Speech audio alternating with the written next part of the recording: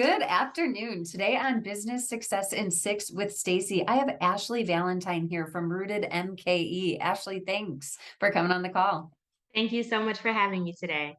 It is my pleasure. We are going to share your business, Rooted MKE, with our viewers and our community clients. And if it's okay with you, I'm going to ask you 6 questions in about 6 minutes. Is that good? Sounds good. Awesome. Okay, so the first question that we always ask, when people ask what you do in business and how you describe it, how do you describe it? I still struggle with that because we do so much. But in a nutshell, Rooted MKE is a BIPOC centered children's bookstore. And we specialize in providing literacy support and literacy exploration activities through getting kids and their families just engaged and immersed in stories and storytelling and being able to offer a third space for families to gather amongst community and develop their own sense of community with the people who visit our shop and experience literacy together. That is so cool and so rewarding. So I'm going to take you into the next question right away. What were your plans when you started your business and how have they changed? Huh. So my plan was to run a bookstore with my baby and tutor kids who come into the store after school for academic support and run it as a one-woman show for as long as I could.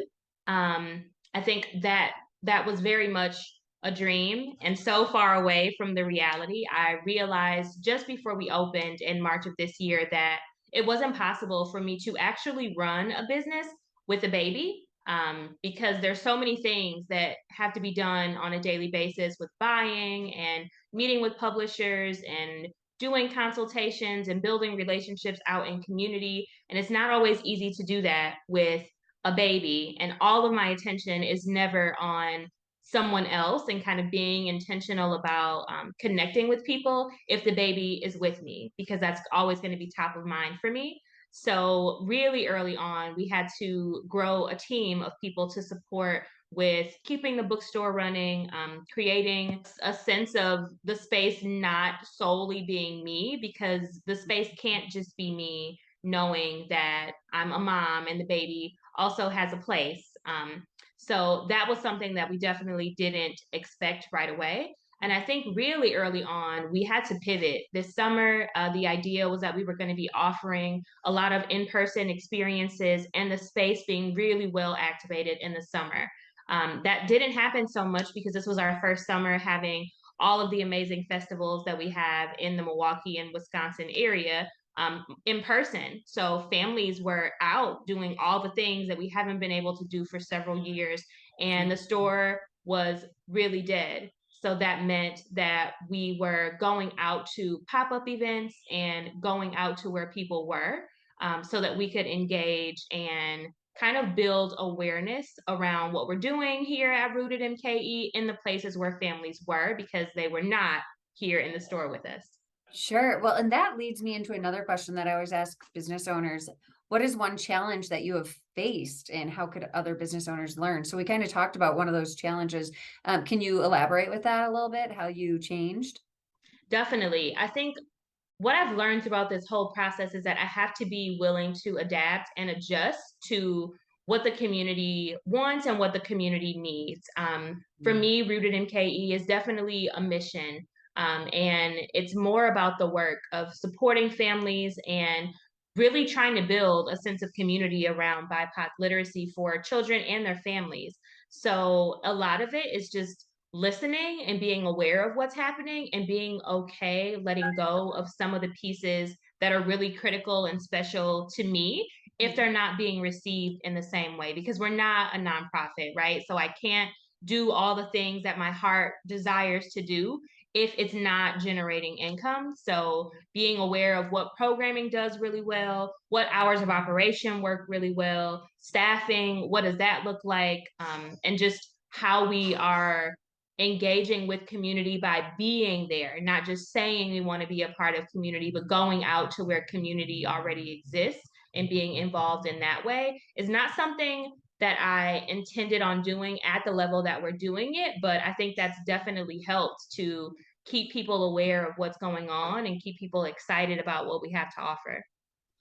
Yeah, I think that's really interesting what you said too, if it's not being received, because you have great ideas. We all have these great ideas, but what's great to one person or one community might not be received in the same way. So that is absolutely brilliant advice. And you keep talking about the community. What is the biggest way you believe that you do impact the community?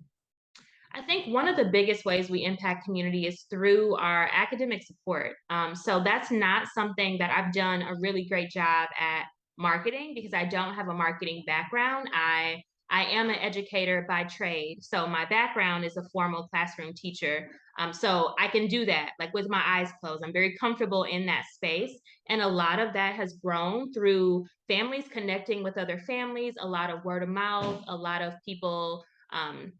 Kind of experiencing what we do in terms of tutoring, even people just walking by saying, hey, what's happening in here? This looks like tutoring. Can my kid sign up? Can my kid be engaged? Mhm. And a lot of the pull from for us has been um, Black and Brown parents or parents of children of Black or Brown descent coming in and saying, hey, I want my kid to be in a space with other Black people or other Brown people. I want my kid to receive academic support from a Black or Brown teacher because they don't get that at school. And we want to make sure that we're nurturing that part of who they are, has been a lot of the feedback that we receive and a lot of our audience. So I did not envision that at all, but it's amazing to know that I knew that we were filling a literacy gap, but giving kids a true sense of belonging and a sense of this is a space where I can be and bring my whole self and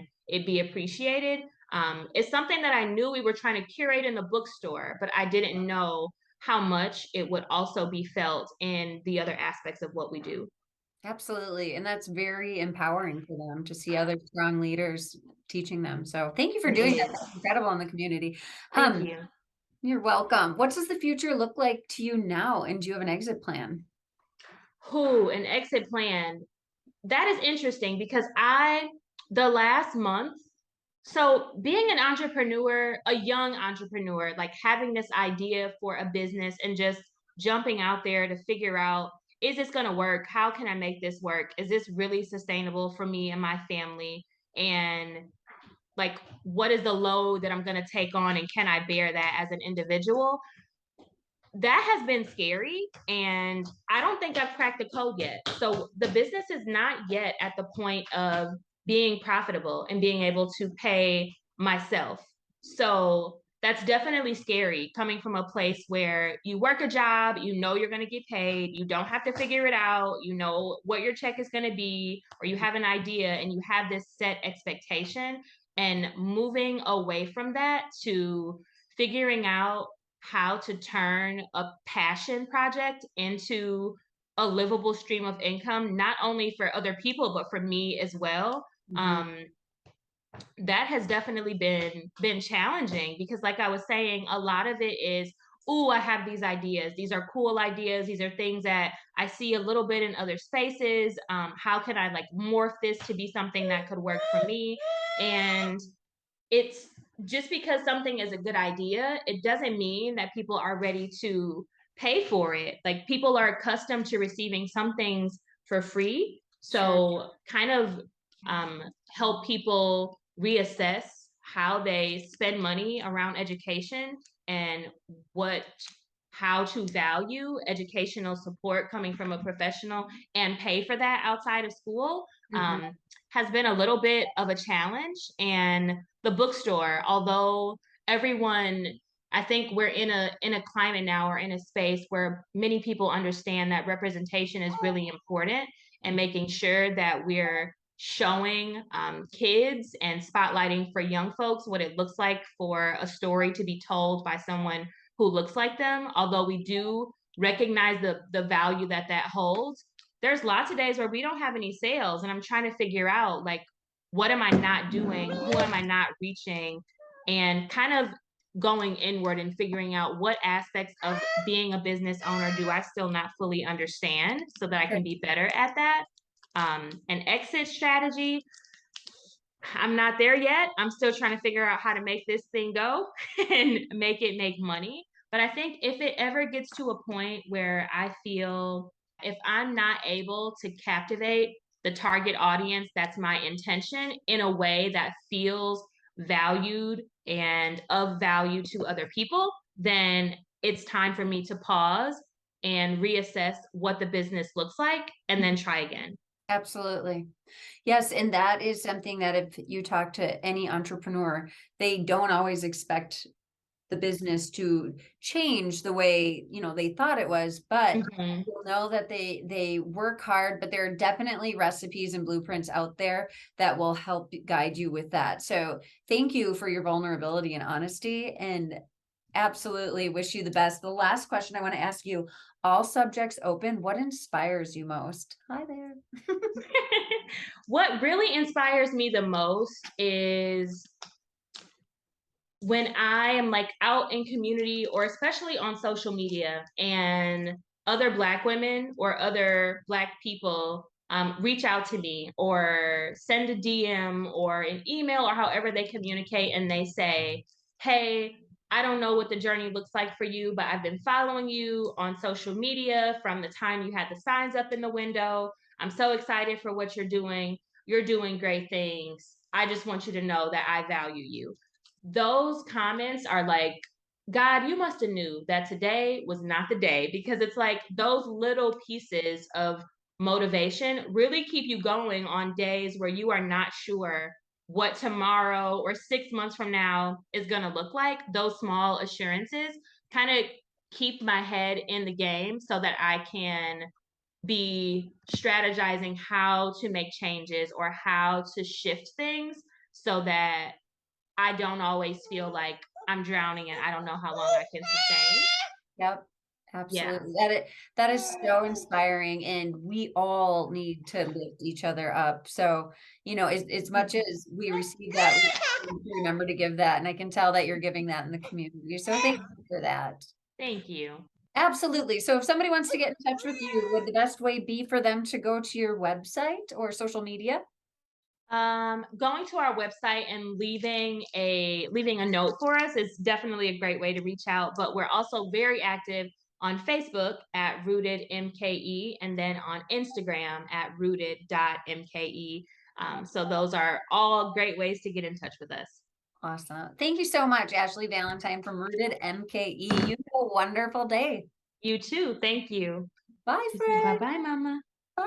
Bye.